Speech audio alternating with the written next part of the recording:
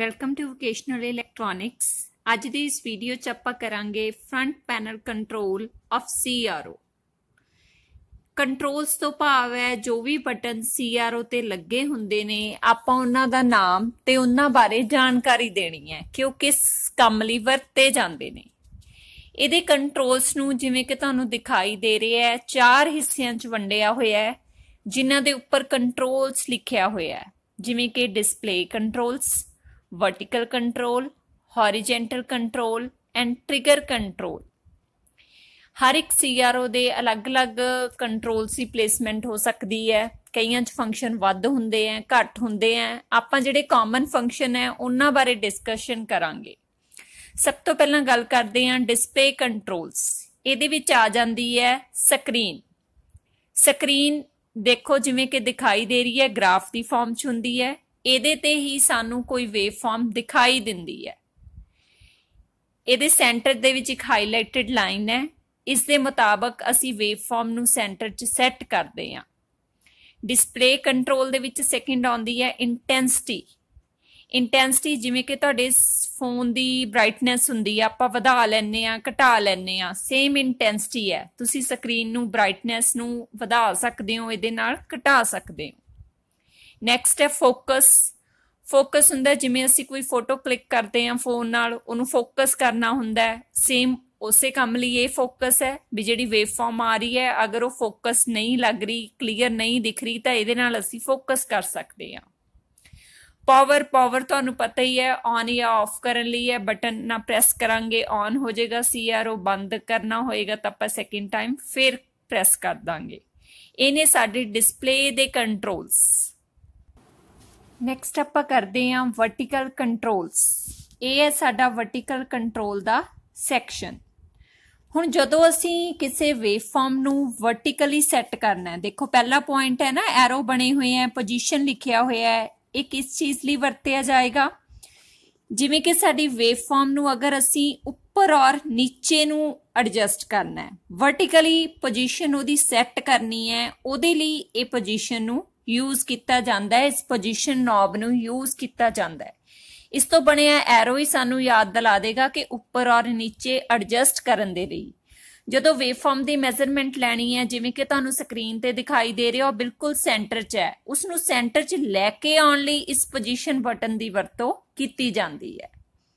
Next ਹੈ voltage division switch. ਇਹ ਗੋਲ ਨੌਬ ਜੋ ਤੁਹਾਨੂੰ ਦਿਖਾਈ ਦੇ ਰਹੀ ਹੈ। ਦੇਖੋ ਜਦੋਂ ਆਪਾਂ ਐਂਪਲੀਟਿਊਡ ਮੈਜ਼ਰ ਕਰਨਾ ਹੈ, ਜਿਵੇਂ ਕਿ ਇਹ ਵੇਵ ਫਾਰਮ ਦਾ ਜਿਹੜਾ ਇੱਕ ਸਾਈਕਲ ਹੈ ਉਹ ਸੈਂਟਰ ਤੋਂ ਲੈ ਕੇ ਉੱਪਰ ਤੱਕ 2.5 ਬਾਕਸਿਸ ਨੂੰ ਕਵਰ ਕਰ ਰਿਹਾ ਹੈ। ਅਗਰ ਮੈਂ ਵੋਲਟੇਜ ਪਰ ਡਿਵੀਜ਼ਨ ਸਵਿਚ ਨੂੰ ਇਨਕਰੀਜ਼ ਕਰਦਾ ਤਾਂ ਉਹ 3 ਬਾਕਸਿਸ ਕਵਰ ਕਰੇਗਾ। ਹੋਰ ਇਨਕਰੀਜ਼ ਕਰਦਾ 4 ਕਰਨ ਲੱਗ ਜਾਏਗਾ। ਉਹਨਾਂ ਐਂਪਲੀਟਿਊਡ ਸਾਡੀ ਵੇਵ ਫਾਰਮ ਦਾ ਜ਼ਿਆਦਾ ਹੋਈ ਜਾਏਗਾ। ਅਗਰ ਮੈਂ ਵੋਲਟੇਜ ਪਰ ਡਿਵੀਜ਼ਨ ਦੀ ਪੋਜੀਸ਼ਨ ਨੂੰ ਘਟਾ ਦਾਂ ਤਾਂ ਸਾਡੀ ਵੇਵ ਫਾਰਮ ਛੋਟੀ ਹੋ ਜਾਏਗੀ।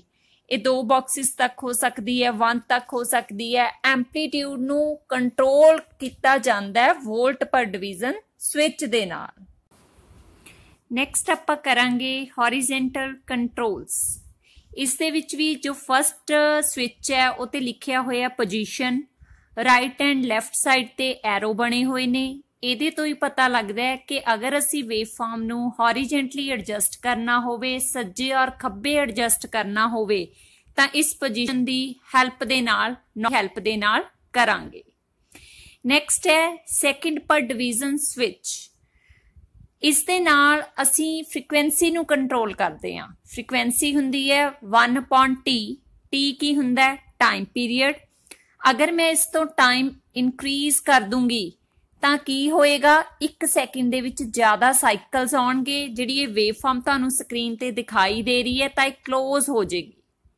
ਇਹ ਸੈਂਟਰ 'ਚ ਕੀਤੀ ਹੋਈ ਹੈ। ਦੇਖੋ ਇੱਕ ਵੇਵ ਫਾਰਮ 4 ਸਾਈਕਲ ਕੰਪਲੀਟ ਕਰ ਰਹੀ ਹੈ। ਅਗਰ ਮੈਂ ਇਨਕਰੀਜ਼ ਕਰਦਾ ਟਾਈਮ ਡਿਵੀਜ਼ਨ ਤਾਂ ਇਹ ਕਲੋਜ਼ ਹੋ ਜਾਏਗੀ। ਠੀਕ ਹੈ, ਇਹ 2 'ਚ ਵੀ ਲੈਸ ਹੋ ਸਕਦੀ ਹੈ, 3 'ਚ ਵੀ, ਡਿਪੈਂਡ ਕਰਦਾ ਤੁਹਾਡੀ ਕੀ ਰਿਕੁਆਇਰਮੈਂਟ ਹੈ। ਅਗਰ ਮੈਂ ਟਾਈਮ ਪਰ ਡਿਵੀਜ਼ਨ ਨੂੰ ਇਨਕਰੀਜ਼ ਕਰਦਾ ਤਾਂ ਕੀ ਹੋਏਗਾ? ਤਾਂ ਉਹਦੇ ਨਾਲ ਇਹ ਵੇਵ ਫਾਰਮ ਹੋਰ ਖੁੱਲੀ ਹੋ ਜਾਏਗੀ, ਜ਼ਿਆਦਾ ਬਾਕਸਿਸ ਨੂੰ ਕਵਰ ਕਰਨ ਲੱਗ ਜਾਏਗੀ। ਇਸ ਦੀ ਜ਼ਰੂਰਤ ਆਪਾਂ ਨੂੰ ਮੈਜ਼ਰਮੈਂਟ ਦੇ ਟਾਈਮ ਪੈਂਦੀ ਹੈ। ਜਦੋਂ ਆਪਾਂ ਮੈਜ਼ਰਮੈਂਟ ਦੀ ਵੀਡੀਓ ਕਰਾਂਗੇ ਉਹਦੇ ਵਿੱਚ ਤੁਹਾਨੂੰ ਹੋਰ ਕਲੀਅਰ ਹੋ ਜਾਏਗਾ। ਬਸ ਆਪਾਂ ਇਹ ਯਾਦ ਰੱਖਣਾ ਹੈ ਵੀ ਜਿਹੜੀ ਸੈਕਿੰਡ ਪਰ ਡਿਵੀਜ਼ਨ ਸਵਿਚ ਹੈ ਇਹਦੇ ਨਾਲ ਅਸੀਂ ਵੇਵ ਫਾਰਮ ਦੀ ਫ੍ਰੀਕੁਐਂਸੀ ਨੂੰ ਐਡਜਸਟ ਕਰਦੇ ਹਾਂ। 1 ਸੈਕਿੰਡ 'ਚ ਕਿੰਨੇ ਸਾਈਕਲ, ਕਿੰਨੀਆਂ ਵੇਵ ਫਾਰਮਸ ਆਉਣੀਆਂ ਚਾਹੀਦੀਆਂ ਨੇ, ਉਹਨਾਂ ਨੂੰ ਕੰਟਰੋਲ ਕਰਦੇ ਹਾਂ। ਨੈਕਸਟ ਕੰਟਰੋਲ ਨੇ ਟ੍ਰਿਗਰ ਕੰਟਰੋਲ। ਟ੍ਰਿਗਰ ਸਰਕਿਟ ਨੂੰ ਕੰਟਰੋਲ ਕਰਨ ਲਈ ਇਹ ਨੌਬ ਹੈ। ਉਸ ਤੋਂ ਬਿਨਾਂ ਸੋਰਸ, ਇਨਪੁਟ ਸੋਰਸ ਕਿਹੜਾ ਦੇਣਾ ਹੈ, ਇੰਟਰਨਲ ਐਕਸਟਰਨਲ, ਉਹਦੇ ਲਈ ਵੀ ਇੱਕ ਨੌਬ ਲੱਗਿਆ ਹੋਇਆ, ਉਸ ਨੂੰ ਵੀ ਆਪਾਂ ਯੂਜ਼ ਕਰਦੇ ਹਾਂ। ਇੱਕ ਲਿਖਿਆ ਹੋਇਆ ਵਰਟੀਕਲ ਇਨਪੁਟ। ਜਦੋਂ ਆਪਾਂ ਥਿਊਰੀ ਪੜ੍ਹੀ ਸੀ ਆਪਾਂ ਕੀਤਾ ਸੀ ਕਿ CRO ਦੀਆਂ 2 ਇਨਪੁਟਸ ਹੁੰਦੀਆਂ, ਵਰਟੀਕਲ ਇਨਪੁਟ।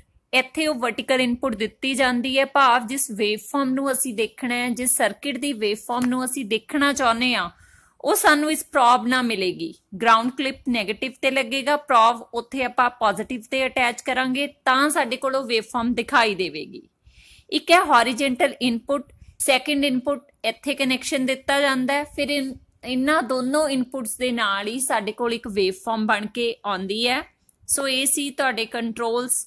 ਐਡਵਾਂਸ ਵੀ ਆਉਂਦੇ ਨੇ, ਡਿਊਲ ਟ੍ਰੇਸ ਆਉਂਦੇ ਨੇ, ਬਹੁਤ ਹੀ ਹਾਈ ਲੈਵਲ ਲਈ, ਹਾਈ ਟੈਸਟਿੰਗ ਦੇ ਲਈ CROs ਆਉਂਦੇ ਨੇ। ਇਹ ਜਿਹੜਾ CRO ਹੈ ਉਹ ਸਭ ਤੋਂ ਸਿੰਪਲ ਹੈ, ਤੁਹਾਡੇ ਸਿਲੇਬਸ ਦੇ ਲਈ ਇੰਨਾ ਇਹ ਸਫੀਸ਼ੀਐਂਟ ਹੈ। Thank you.